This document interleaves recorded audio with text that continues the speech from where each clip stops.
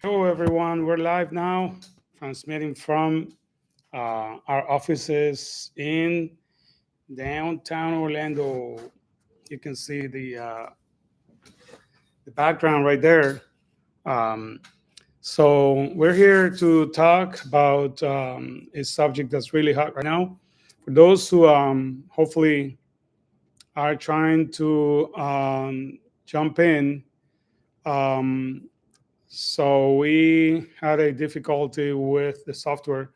So I'm gonna monitor the other live, and hopefully you guys can come in um, into this transmission. So into this streaming. So basically, we're gonna talk about NAR settlement, all right, and how it is going to impact the end consumer. That's actually the actual subject here. So just give me a second. This is live, so just I'll be right back.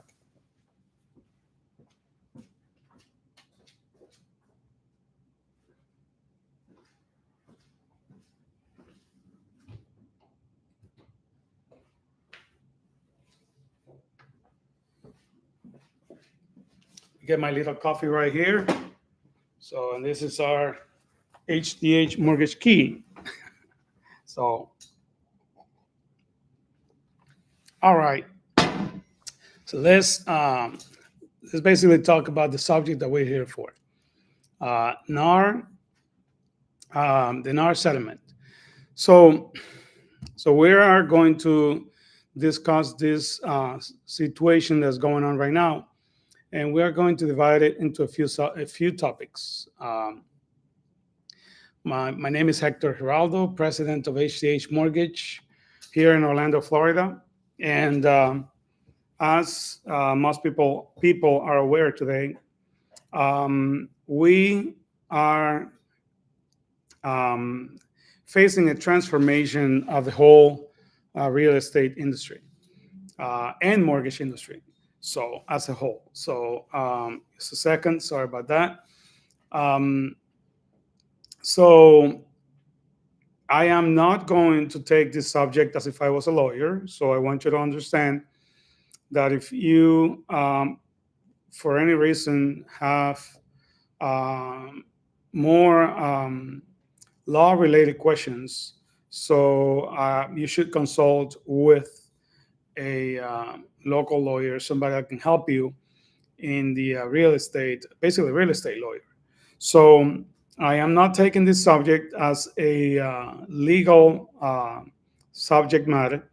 I'm actually taking this subject as to how it does affect the actual mortgage industry and the impact that these changes have over first-time home buyers or home buyers.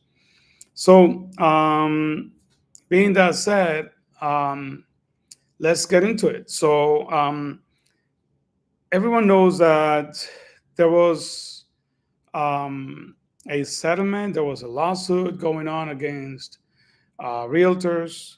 I'm just gonna dissect this on my own opinion, kind of like as a theory, not as a fact, um, because from my point of view, I feel that buyers, consumers, they let envy take care of them, take over of them.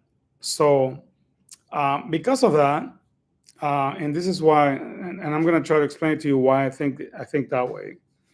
I think consumers, they when you buy a home and you go out and buy a home with a realtor, before when you finish the transaction, normally you didn't know. Yes, you didn't know what the realtor was going to be paid, but at the same time, like one of my not one of my friends, but one guy that's really famous right now in the news.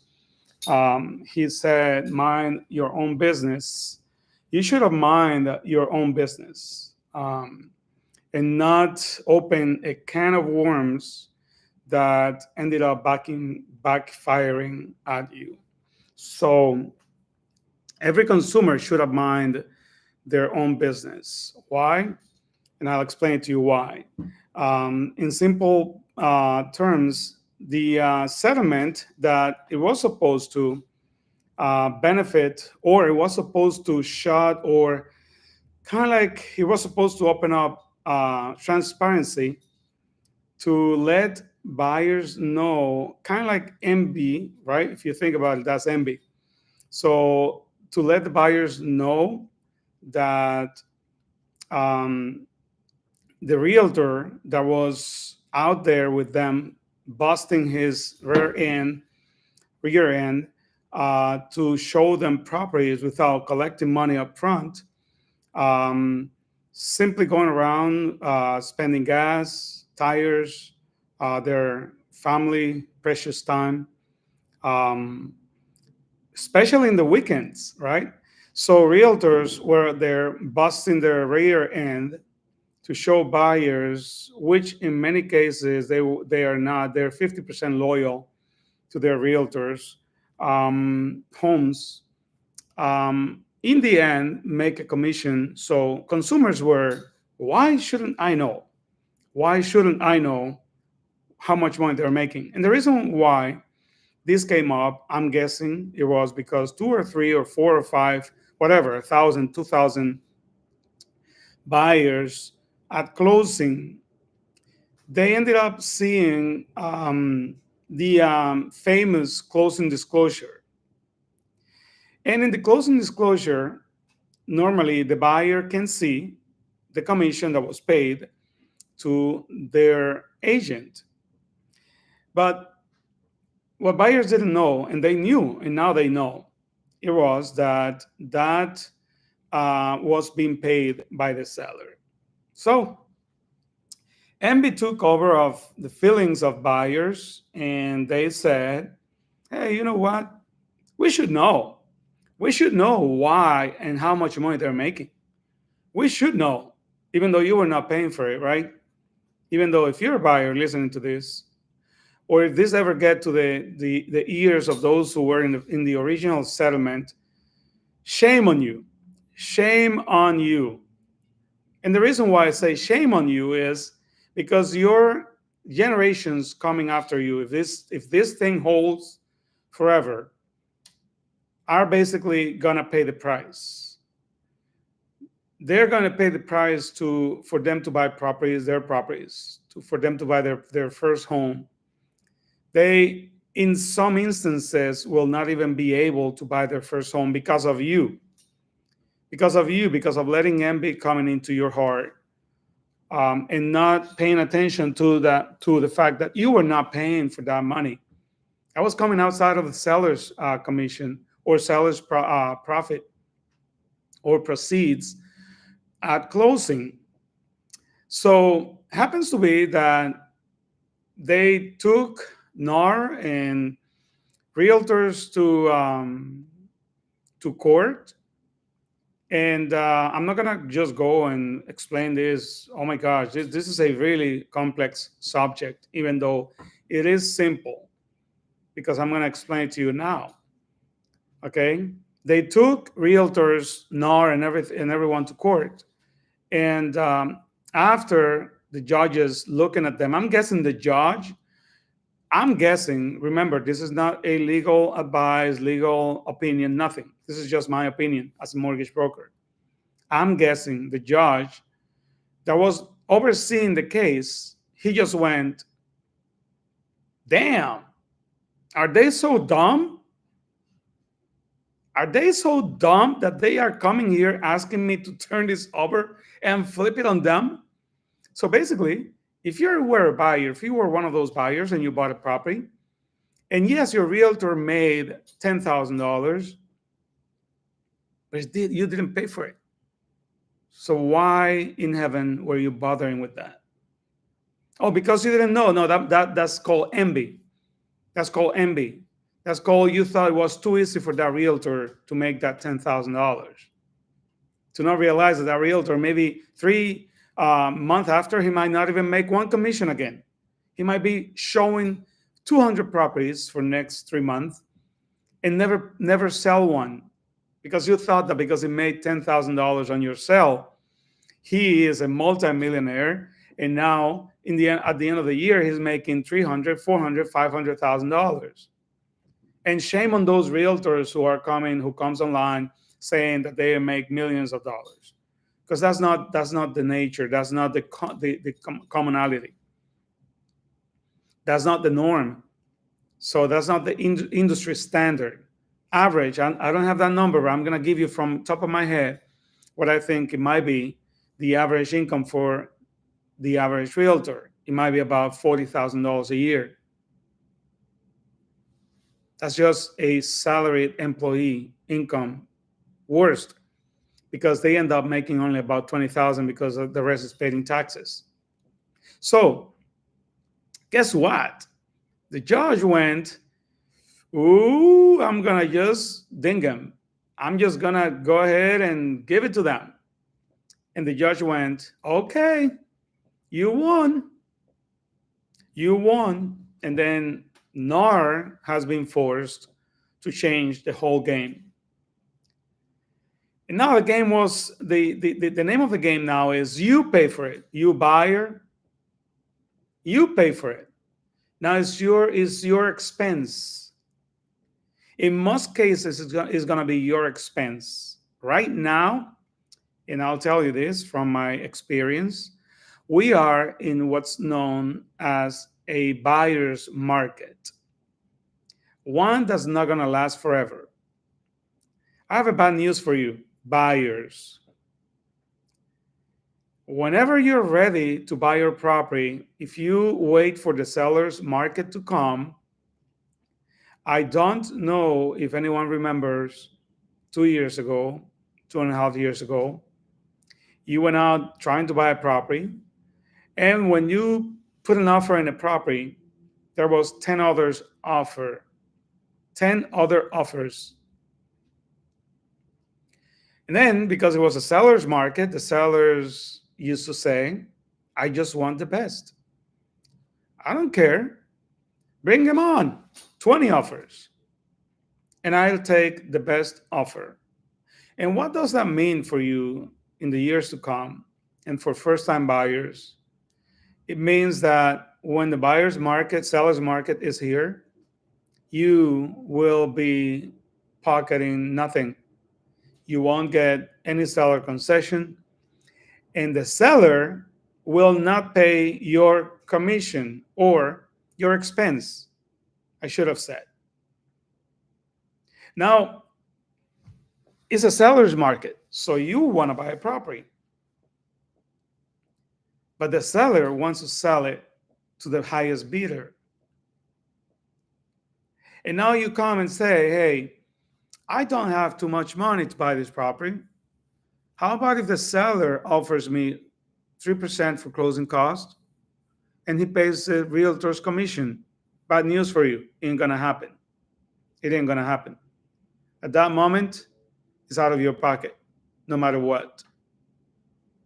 Because the seller is in control, and that's gonna happen in less than 12 months. The most, it might be in the next 24 months. But I have a bad news for you. Maybe 12 months the most. Between 12 and 24 months, you are going to have a seller's market. And then you are going to feel that you want to get those people in the first settlement and strangle them. Why? Because now you're feeling the pain of the money coming out of your pocket. For those who are thinking that, oh, it's going to be fine because when I get to the seller, because he's not paying the realtor's commission, the seller might end up dropping that amount of money out of their property price because he wants to sell. Well, remember, we are in a shortage, right? So we're short of properties.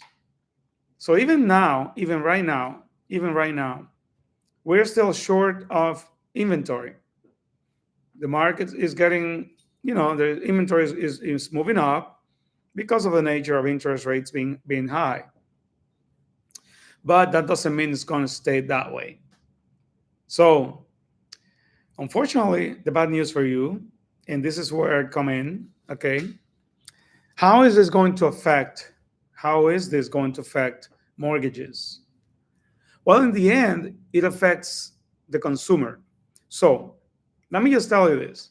There's a way to backtrack this thing, this rule, all of this mess. The only way to backtrack it is fighting it back, is talking to your local legislators, calling your NAR, talking to whoever you need to, maybe suing back, okay, and having the government change this back. Because yeah, they call it antitrust, but it's not antitrust. It was envy. It's different. Because if you're not paying from your pocket, so why would you bother to know? Give me just 1 second, okay?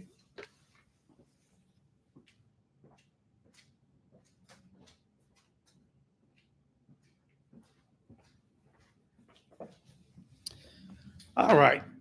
Why would you bother to know what your realtor made if you did not pay for it? What's going on, people? You did not pay for it. So I would recommend all of those first-time home buyers. We have power. People don't know, but we do have power. Start writing to your local legislator. Talk to the CFPB, because what I think is this is an infringement on the consumer. I was at an event yesterday, and at that event, the lawyer that was talking at the class, at the end, I had a chance to have a conversation with her, and I said, why did this happen? Why? And she tried to give me an excuse, and kind of like I broke her excuse, because I said, listen, it doesn't matter what you say. It is an infringement. It is a hit to the end consumer. And that's supposed to be against financial protection. Consumer financial protection. So the Bureau should have been involved in this. Because now it is more difficult for a first-time home buyer to buy a home, for any buyer. It is way much more difficult for them to be able to buy a property. And because of that, right away, it becomes some type of, I wouldn't call it a violation, but based on the fact that CFPB, the Consumer Financial Protection Bureau, was established to make sure that consumers have the best shot possible at anything they want to buy. The CFPB should have been involved in this and find a way with the DOJ to make a rule, or at least, because this is not a law, but at least find a way to talk to NAR and tell them, hey, listen, we can redo all of this, but we have to keep it the way it was. The only thing is the buyer have to know what the seller is paying. But don't give the seller the power, because what happens is in the next 12 months, when this is flipped over, the seller is not going to pay for the buyer's compensation. The buyer's expense. So, and this is what's going to happen, okay?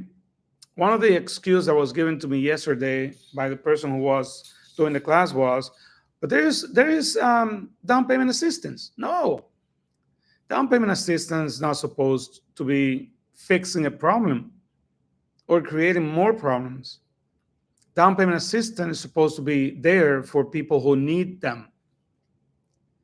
So buyers shouldn't have got the burden of now having an extra 8, 10, 12, 15, $20,000 out of their pocket in order to be able to buy a property.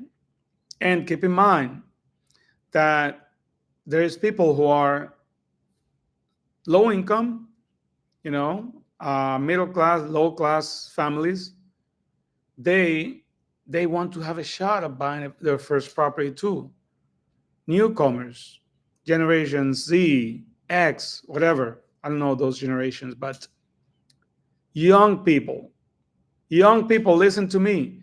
You have the power to turn this back. Call your local CFPB, talk to them, ask them why they did it. Have them come back to the DOJ and reverse this and find another way. Because sellers normally are willing. And it shouldn't have been taken away. Because the seller, normally they sell their property because they find a motivation. And motivation, normally it is called equity. So when a seller is selling their property, the reason why is because they bought the property maybe 2-3 years ago. They bought it 5-10 years ago. They made their cut. They made 20, 40, 50, 100, 200, $500,000. They now want to cash out on that equity they have. And it happens to be that they're willing. That's why they were willing. They were willing because they were going to have a nice size proceed coming to them. Why not cash out, sell the property? I help somebody buy their property, and at the same time, I helped myself because I took home $100,000 that I was able to cash out of this property. So because of that, what I'm saying is, you, especially young people, talk to your CFPB, talk to your local legislator, have them to take a look into this. This has been I call it a violation to the right of first-time home buyers specifically. Okay? And the way this is going to work against you is because I just said it a few times. It's going to hit you at closing. So at closing, you are going to have to bring another 10, 12, 11, whatever, $8,000, $6,000. That normally, if you are a low class or middle class family, you might not have saved.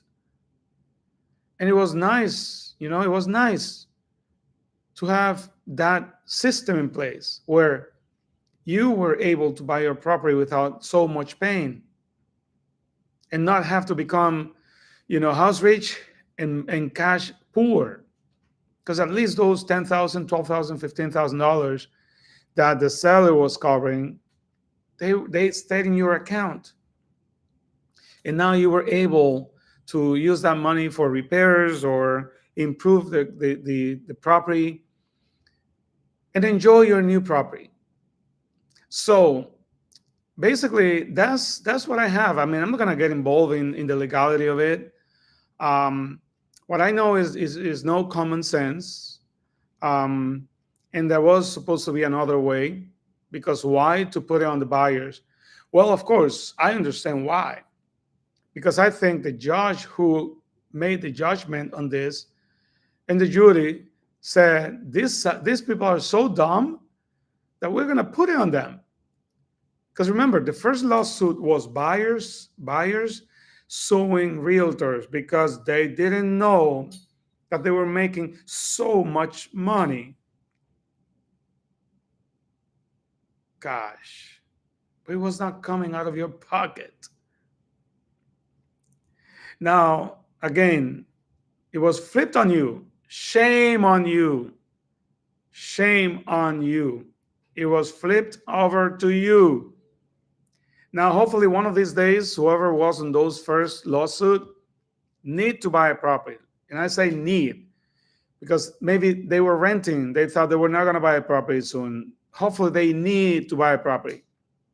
And they face the situation that now they're going to have to come in with another 10, 12, 40, whatever, It all depends on the value of the property.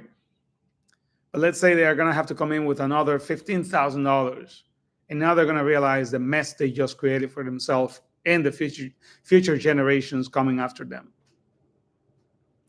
So I think, I mean, since I'm not getting involved in the legality of it, I think this is mostly what I wanted to bring over to you, the impacts that this will have on, um, basically on you as a consumer, as the end consumer. Okay. Um, I don't think there's a lot to talk about. Realtors commission. Okay. Yes, there's going to be a change that it shouldn't be either, because realtors, they don't make enough money. They don't make, people think realtors make a lot of money. They do not, because you only look at some who make money, like in any profession. You have some doctors who make good amount of money. You have some other doctors, they don't make enough money. And the last thing is, how in the United States of America, okay, how is it that whoever did it or whoever decided on this had the right to shut down somebody's business or get involved in somebody's business? It's like telling, car dealers, after this day, you can't make more money than this amount. That's not good. That might be translated as socialism. That's bad. In capitalist economies, we shouldn't get involved in people's business and tell them how much money they should do, as long as they are ethical and moral. Okay. Something else, just to end right here, is that I'm married to a realtor that has been a realtor for 17 years. And this is one of the things why this doesn't make sense to me. I've never heard a realtor call another realtor and tell him, hey, can we fix the price on this? Never. Never heard my wife call another real estate broker. Let's say she works for this broker, this name, call the Remax or another broker and say, hey, can we fix it? No. And finally, most importantly, if you took 1,000 properties, okay, you would not see out of the 1,000, all of them at a 6% commission. And this is that's why I think this is a violation to the right of home ownership, to the right of business ownership. Okay. Because if you took right now 1,000 property in your area, if you took the average of how much, or not the average, if you took 1,000 properties back in July when this rule was not on, and you go back and you find out and get the compensation for each one of them to the realtors, I bet you $1 million, which I don't have, that you will realize that out of that 1,000 properties, the average was maybe 50% had a 6% commission. Now, are we going to tell Cadillac that they have to sell, that they can sell vehicles around the country, maybe around the same price? So we're going to tell them that they have to now go ahead and, Toyota, your Camry has to be sold in one place 20,000, in the other 15,000, in the other 12,000. Man, mind your own business. I'm not going to say the next word. Mind your own business. This shouldn't have happened. This shouldn't have happened. And if there was a few bad actors, that doesn't mean the industry is damaged, is rotten. That doesn't mean that. So that's wrong. There are doctors out there who are not the best, but because some of them are not good, you're not going to tell the whole doctor industry or health industry is rotten. So that's my opinion and idea. And that's why I'm so mad about this, because I feel this has been a violation. This has been an infringement to the first time home buyers right now, that now it's cost them more money to buy a home. And it's not their fault. It is a fault of those buyers who got envious and they called their lawyers because they didn't feel comfortable. Their realtors made so much money, which it is a lie, because some of those realtors made that money once, and possibly that same realtor did not make another commission on that same whole year. So, people, realtors, wake up. You can fight this back. Consumers, wake up. You can fight this back. Today is the beginning. Today is August 17th, is the beginning of these rule changes. And we can call back. We can talk to our CFPB. We can talk to our local legislators and have them reverse this back, or find another way that helps first-time homebuyers, especially young people, to be able to have access to the American dream, the dream of home ownership. See you on the next one.